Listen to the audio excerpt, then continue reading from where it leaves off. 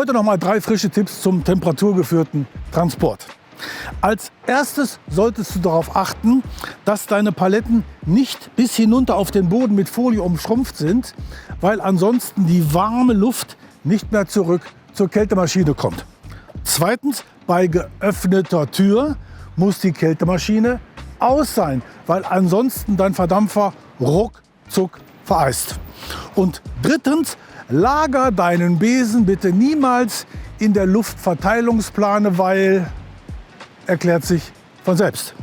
Und einen 4. Tipp gibt es jetzt noch gratis obendrauf.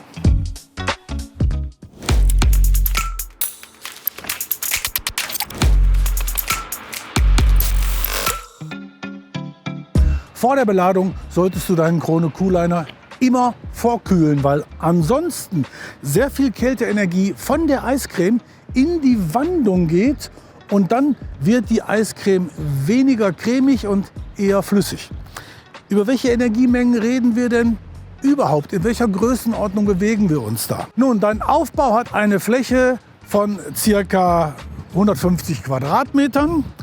Wir reden über einen Temperaturunterschied von -20 bei Tiefkühlung und Sevilla +30, also einem Temperaturunterschied von 50 Grad Celsius und einem K-Wert bei kleiner gleich 0,4 bei deinem FRC-Aufbau.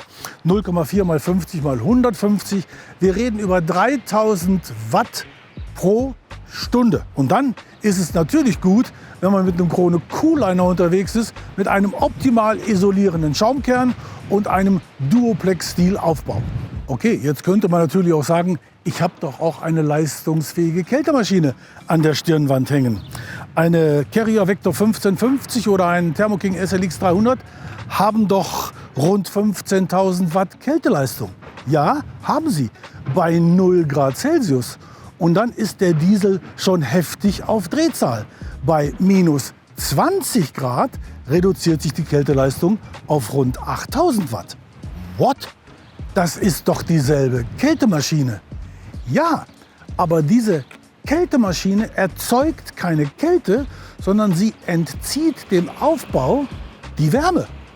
Und mit dieser Wärme wird das Kältemittel verdampft. Und 0 Grad Celsius ist nun mal ungleich wärmer als -20 Grad Celsius. Bedeutet also, bei 0 Grad Celsius wird pro Zeiteinheit mehr Kältemittel verdampft. Und je mehr Kältemittel, desto mehr Wärme wird gebunden und abtransportiert und somit mehr Kälteleistung.